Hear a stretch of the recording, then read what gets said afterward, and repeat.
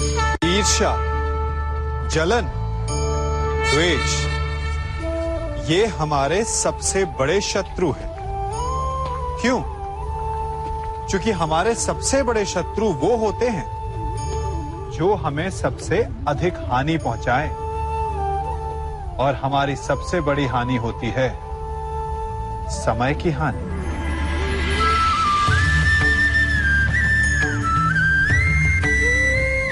सबके पास जीवित रहने का एक सीमित समय होता है। कोई भी सदा अमर नहीं रहता। जलन और द्वेष के कारण हम जो समय अपने विकास और प्रगति में लगा सकते थे, वो समय हम उसके विषय में सोचने में लगा देते हैं जिससे हमें ईर्ष्या है।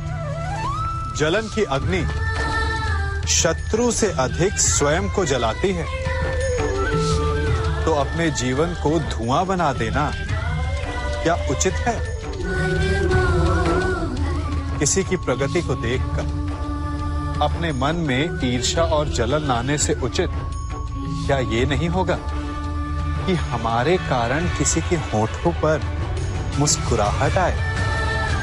एक बार अपने मन से जलन को निकाल के तो देखिए, अपने आप को बहुत ऊंचा पाएंगे और समझ में आएगा कि इस ईर्ष्या के कारण हमने क्या क्या खो दिया है।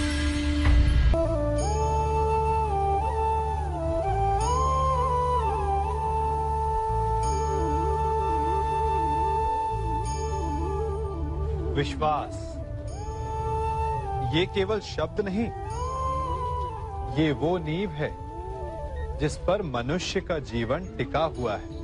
किंतु आज या तो हम किसी पर अविश्वास करते हैं या फिर किसी पर अंधविश्वास। दोनों ही परिस्थितियां घातक होती हैं, क्योंकि जहां अविश्वास हमारे मन में भय और असुरक्षा को जन्म देता है,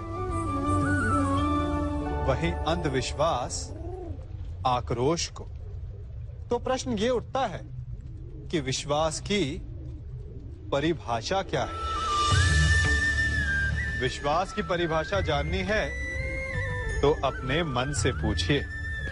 पहले स्वयं पर विश्वास कीजिए कि आप इस संसार के सबसे महत्वपूर्ण व्यक्ति हैं, और ये विश्वास आपको अपनी शक्ति का ज्ञान करवाएगा,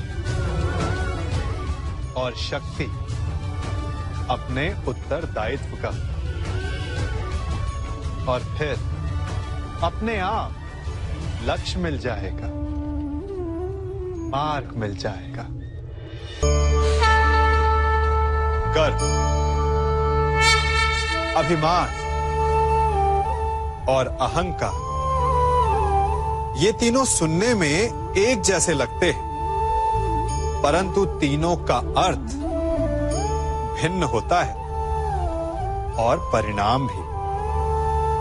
तीनों का आरंभ प्रेम से होता है।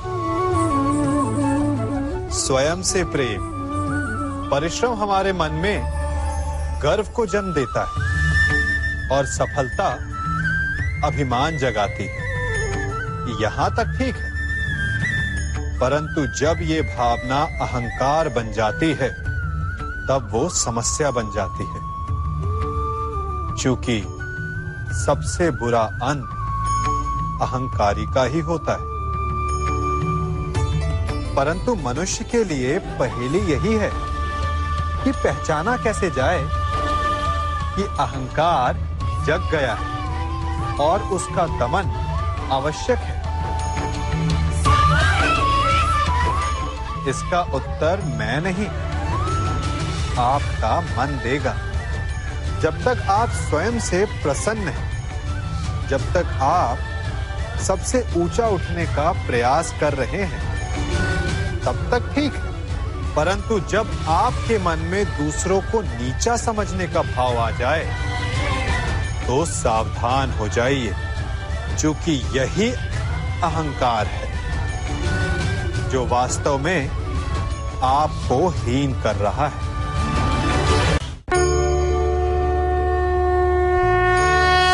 मनुष्य का मन स्वभाव से ही चंचल होता है। अब बालकों को देखो, माता पिता कहेंगे कि नदी के पास मत जाना, वन में मत खेलना, तो अवश्य वो वही करेंगे जिसके लिए उन्हें मना किया गया हो। बंधन को तोड़ने का जो रोमांच है वो मनुष्य के मन को सदा ललचाता है, परंतु बंधन और मर्यादा में बड़ा अंतर है। कभी कभी बंधन तोड़ना उचित होता है, परंतु मर्यादा तोड़ना नहीं, चाहे वो प्रेम की हो, शत्रुता की हो या फिर अतिथि की हो। फिर ये प्रश्न उठता है कि मर्यादा है क्या? हमें कैसे भान हो कि किस सीमा को हमें पार नहीं करना चाहिए?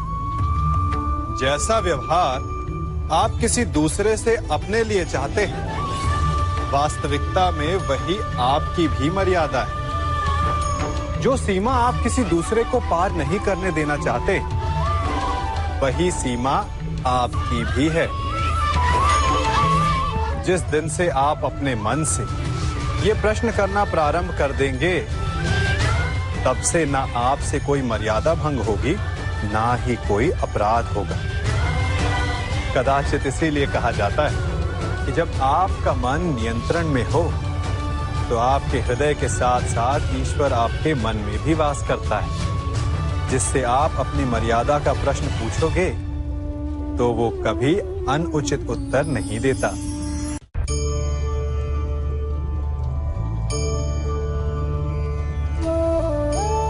मनुष्य एक जीव होते हुए भी शेष जीवों से भिन्न है। क्यों? कारण मनुष्य जीवन समाप्त होने के पश्चात भी जीना चाहता है, और इसका केवल एक ही मार्ग है, सम्मान, जो मनुष्य के मृत्यु के पश्चात भी जीवित रहता है। उस सम्मान को पाने के लिए मनुष्य वर्षों प्रयास और परिश्रम करता है, और ऐसे में शत्रु के लिए सबसे सरल लक्ष्य बन जाता है आपका सम्मान। हम अपने शत्रु का अपमान करके उसके वर्षों से कमाए सम्मान को छिन्न भिन्न कर देना चाहते हैं, परंतु कर्म करने से पूर्व परिणाम पर एक बार विचार अवश्य कर लीजिएगा।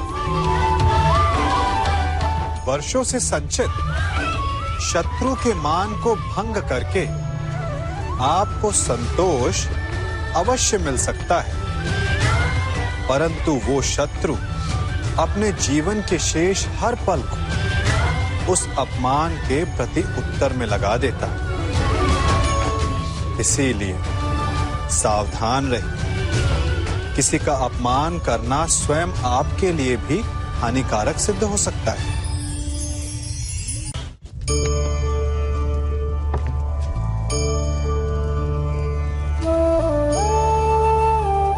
क्या कर रहा हूं मैं?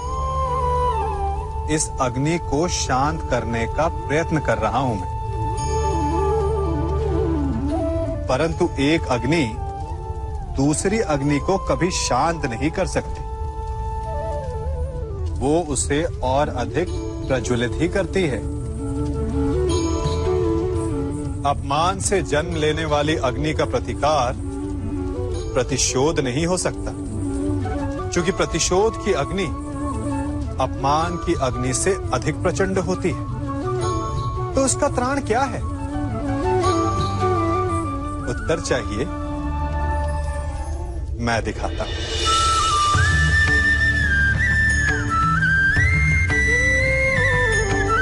ये लकड़ी है शांति की, ठंडी, गीली।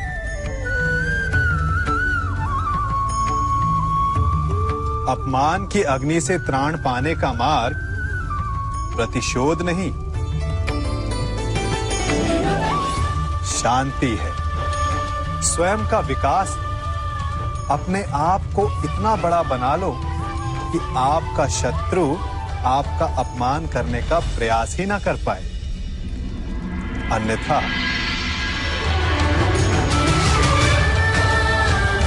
यदि आप प्रतिशोध चाहते हैं, शत्रु भस्म चाहते हैं, तो स्वयं को भी जलना होगा।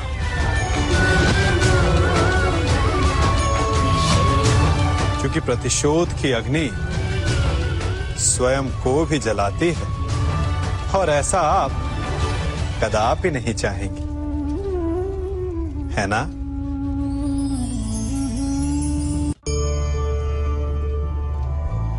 मनुष्य बिना मित्र और मित्रता के सुखपूर्वक नहीं रह सकता। बालक हो या वृद्ध, गृहस्थ हो या गृह त्यागी सन्यासी, कवि हो या योद्धा, बिना मित्रों के किसी का जीवन नहीं चल सकता। यदि यह संबंध इतना आवश्यक और शक्तिशाली है, तो उसके उत्तरदायित्व भी आवश्यक हो जाते हैं। परंतु प्रश्न ये उठता है कि मित्र कौन होता है? आप कहेंगे कि मित्र वो होता है जो सदा हमारा साथ दे, हमारे सुख में आनंद मनाए, हमारे दुख में हमारा सहारा बने, हमारे विरोधियों का शत्रु हो जाए वो, यही ना? परंतु क्या वास्तविकता में मित्र की पहचान यही होती है? मित्र के लिए आवश्यक है कि आवश्यकता पड़ने पर वो आपका विरोध करे। यदि आप सच्चे मित्र हैं, यदि आपका मित्र मूर्खतावश, जानबूझकर या किसी कुचक्र में फंसकर कोई अनुचित कार्य करने जा रहा है, तो आपका कर्तव्य बनता है कि सबसे पहले आप उसे वो कार्य करने से रोकें, उसका विरोध करें। क्योंकि यदि मित्र ने कुछ अनुचित किया, तो आप भी स्वयं को अपयश का भागीदार बनने से नहीं रोक पाएंगे।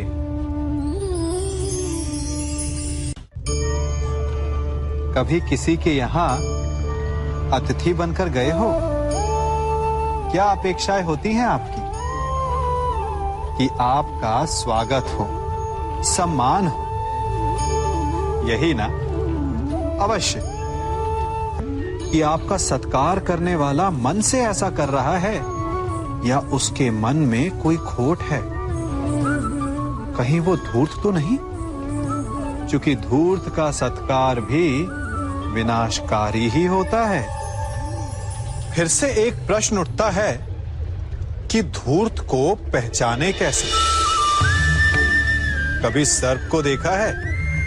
उसके निकट जाओ तो फुफकारता है, दूर रहने की चेतावनी देता है। और यदि वही सर्प आपके निकट आकर नृत्य करने लगे तो विचित्र नहीं लगेगा आपको? लगेगा ना? उसी प्रकार किसी के स्वभाव में यही विचित्रता आना धूर्तता का लक्षण है।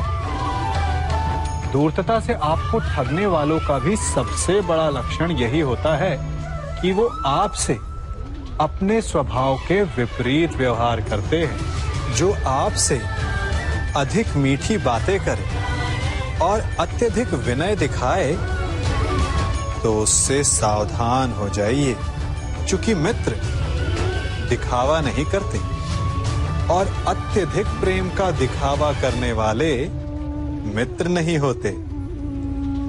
अति विनयम धूर्तस्य लक्षणम।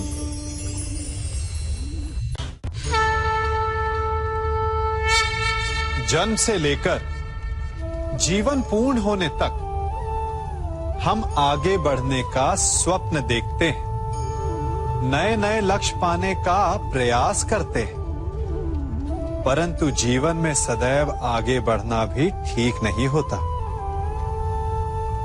अब आप कहेंगे कि ये ग्वाला हमें कौन सी उल्टी पट्टी पढ़ा रहा है, परंतु सीधे जाने का मार्ग कभी कभी उल्टी सीख से ही आता है।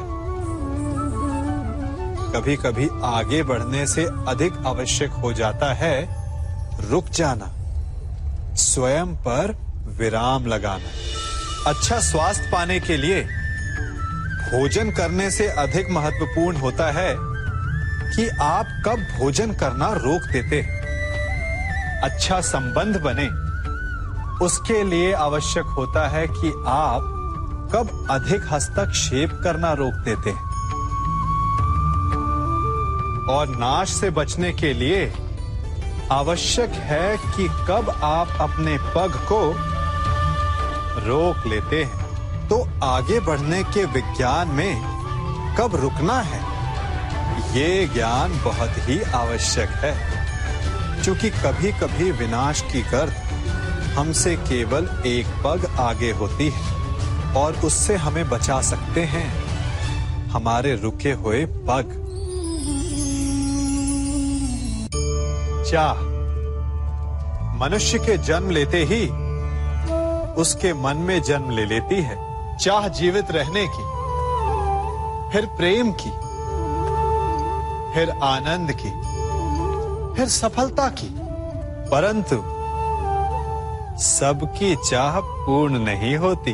हर एक के पास अपनी चाह ना पूरी कर पाने के सैकड़ों कारण होते हैं। अपना लक्ष्य ना पूर्ण कर पाने के सहस्त्र बहाने होते हैं और हम ये जान ही नहीं पाते कि कब हमारी असफलता के कारण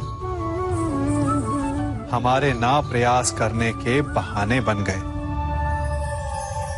हम जो चाहते हैं उसे ना पा सकने का कारण ये कभी नहीं होता कि अवरोध बड़ा था। कारण ये होता है कि हमारा प्रयास छोटा था। कभी कुएं से पानी निकाला है तो अवश्य देखा होगा कि कोमल रेशों से बनी हुई रस्सी भी कठोर पाषाण पर अपने निशान छोड़ जाती है और हर बढ़ता निशान उस पाषाण को और दुर्बल बना देता है। उसी प्रकार हमारा हर प्रयास हमें हमारे लक्ष्य के और पास ला सकता है। तो असफलता का कारण बाधा नहीं, प्रयासों की कमी। प्रयास कीजिए, फिर देखिए आप जो लक्ष्य चाहेंगे वो मिल जाएगा। मनुष्य का मन बहुत ही चंचल होता है, इसीलिए कभी कभी कुछ नया कार्य प्रारंभ करने से पूर्व हमारा मन संशय से घिर जाता है और ऐसे समय में हम प्रयास करने से पीछे हट जाते हैं। और इन सब का कारण है स्वयं पर अविश्वास, दृढ़ निश्चय की कमी। हम जिन्हें ऊंची दृष्टि से देखते हैं, जिन्हें अपना आदर्श मानते हैं, उनके जीवन में गहराई से देखिएगा, केवल एक ही अंतर पाएंगे, निश्चय का अंतर। ये निश्चय ही है जो हमारी प्रतिभा को धार देता है, हमारे प्रयासों को शक्ति देता है। ये निश्चय का अंतर ही तो है कि एक मनुष्य सागर की गहराई में जाकर मोती ले आता है और दूसरा हार मानकर किनारे पर बैठ जाता है। तो हार तब नहीं होती जब आपका प्रतिद्वंदी आपसे जीत जाए। हार तब होती है जब आप ना लड़ने का निश्चय कर लेते हैं। इसीलिए यदि मार्ग बंद हो जाए तो उसे खोलने का प्रयास करो, और यदि मार्ग ना खुला तो भी अपने प्रयासों से नया मार्ग बना लोगे। हमारे जीवन का मूल आधार है करुणा। करुणा क्या है? करुणा दया नहीं, करुणा वो भाव है जिससे हम दूसरे की समस्या को समझते हैं।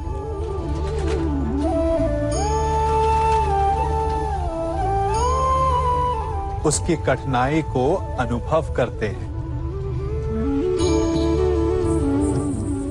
इस संसार में सारे संघर्षों का मूल है एक दूसरे की परिस्थिति को ना समझना, और इस समस्या का हल है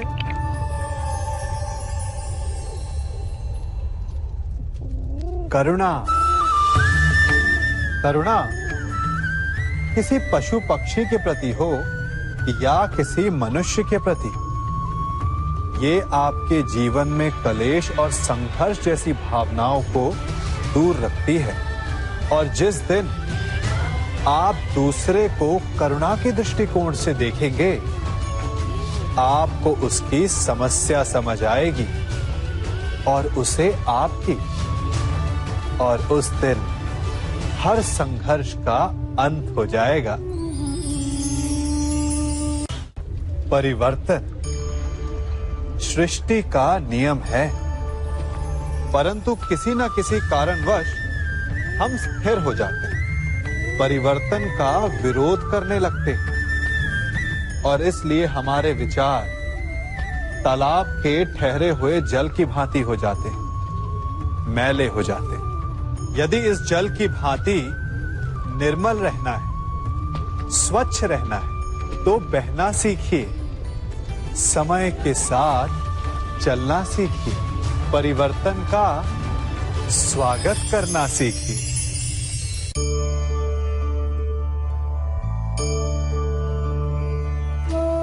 पता है इस हरी मेहंदी में लाल रंग कैसे आ जाता है? कष्ट सहकर। लाल चटकता रंग चाहिए तो इन मेहंदी के पत्तों को पीसना पड़ता है, बार बार प्रहार करने होते हैं, उसके पश्चात इसे पानी में मिश्रित करना होता है, तब जाकर ये ललनाओं का श्रृंगार बनती है। स्वर्ण के साथ भी यही है, जितना तपता है उतना शुद्ध होता है। और नग तो आप सभी को भाते हैं ना। हीरा भी पहले कोयला होता है, धरा के भीतर का ताप सहकर, उसका दबाव सहकर इसके भीतर ये चमक आती है। आप समझ रहे हैं ना मैं क्या कह रहा हूं? जितना आप कठिनाइयों से जूझेंगे, आपका व्यक्तित्व उतना ही निखरेगा। कठिनाइयों की भट्टी में जितना तपेंगे, आपका चरित्र उतना ही निखरेगा। तो अगली बार जब आपके समक्ष कोई समस्या आए तो घबराइए मत, उससे लड़ जाइए, क्योंकि हर समस्या हमें कुछ नया सिखा कर जाती है।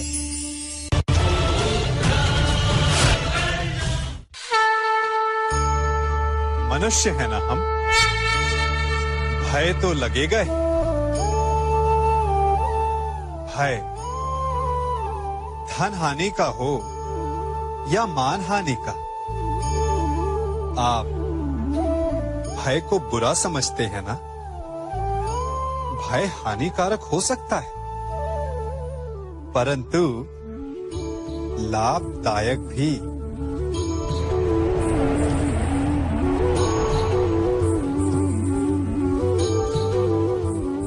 सोचिए, किसी अनुचित कार्य के परिणाम का भय क्या आपको वो कार्य करने से रोक नहीं लेता?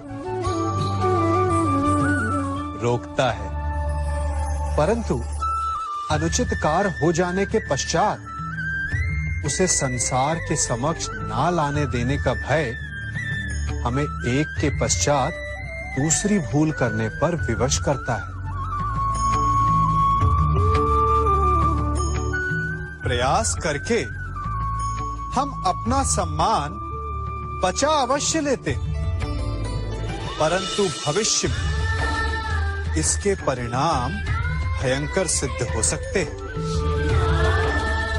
इसीलिए कोई भी कार्य करने से पूर्व उसके परिणाम को जानना जितना आवश्यक होता है, उतना ही आवश्यक होता है कोई भूल हो जाने के पश्चात उसे तुरंत स्वीकार कर लेना।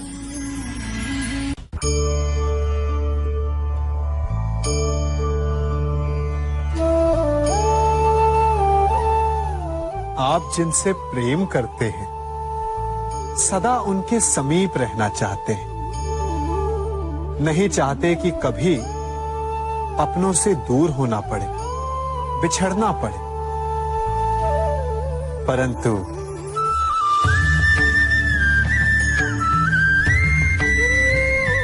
एक समय के पश्चात अपनों से दूर हो जाना उन्नति के लिए आवश्यक है। आप माता पिता हैं ना? यदि आप अपनी संतान के जीवन के हर पग पर उनका मार्गदर्शन करते रहेंगे, तो आपकी संतान स्वयं मार्ग चुनना कैसे सीखेगी? मार्ग के कांटों से स्वयं को बचाना कैसे सीखेगी? इसीलिए एक समय के पश्चात अपनों से बनाई गई दूरी सदा लाभदायक रहती है।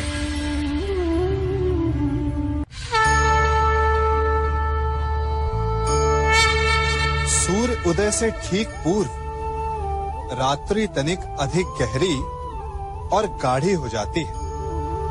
इसी प्रकार एक नए प्रारंभ से पूर्व मन पर, सोच पर, विचारों पर अंधकार छा जाता है। मानव मन जो ठहरा, दुविधा आ ही जाती है। क्या आगे जो होगा वो शुभ होगा? क्या जीवन में जो हम पीछे छोड़ आए हैं वो कहीं भूल तो नहीं? ऐसे में क्या करना चाहिए? केवल एक उपाय, आगे बढ़ें।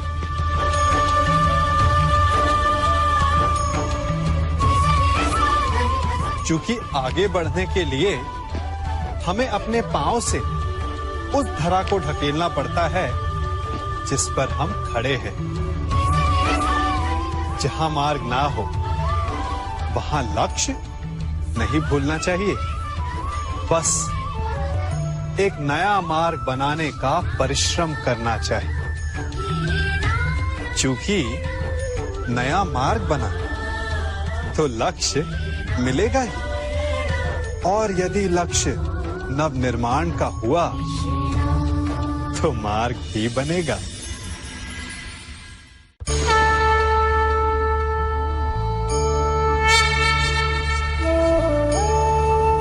शांति किसे नहीं चाहिए? मानव युद्ध भी शांति के लिए ही करता है, और संधि भी।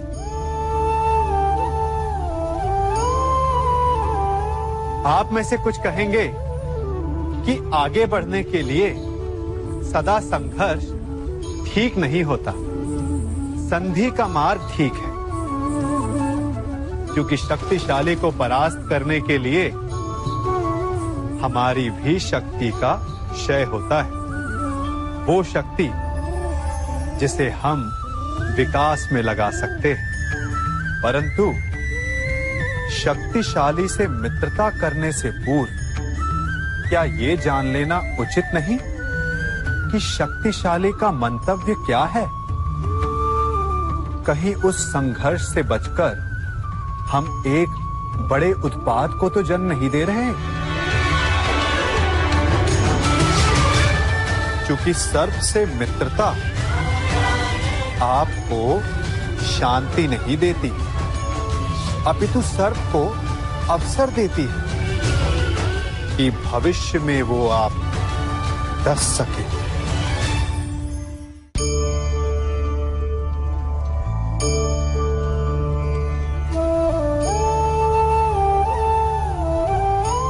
गणित भी कैसा महान विषय है ना। ऋण और ऋण मिल जाए तो धन बन जाते हैं, परंतु अंक गणित और जीवन के गणित में बड़ा अंतर है। बुरे से बुरा मिल जाए तो कभी अच्छा सिद्ध नहीं हो सकता। यदि दो बुरे संधि कर तो वो अधिक भयंकर सिद्ध होते हैं। ऐसे में उनकी मित्रता का, उनकी संधि का विच्छेद आवश्यक है, चाहे वो किसी भी भांति हो।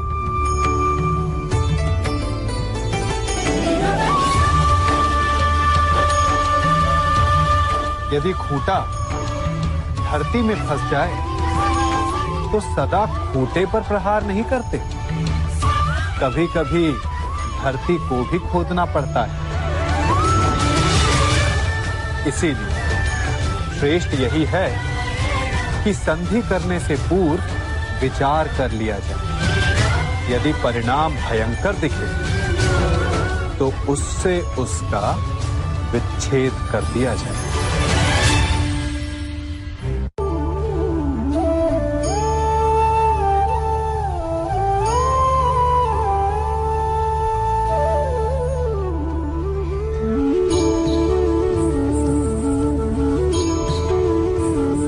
कर्म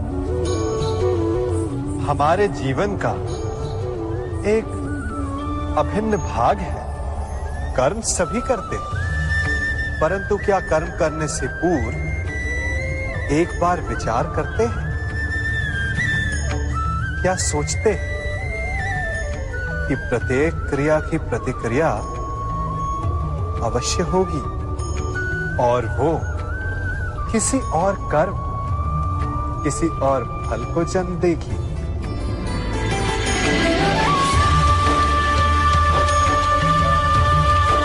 ये झूला एक बार झुलाओ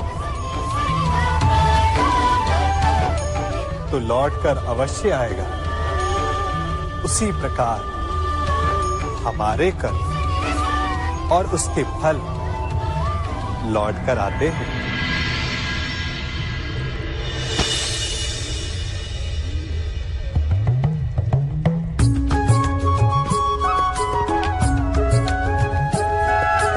फल से स्मरण हुआ, इस वृक्ष के आम बड़े मीठे हैं।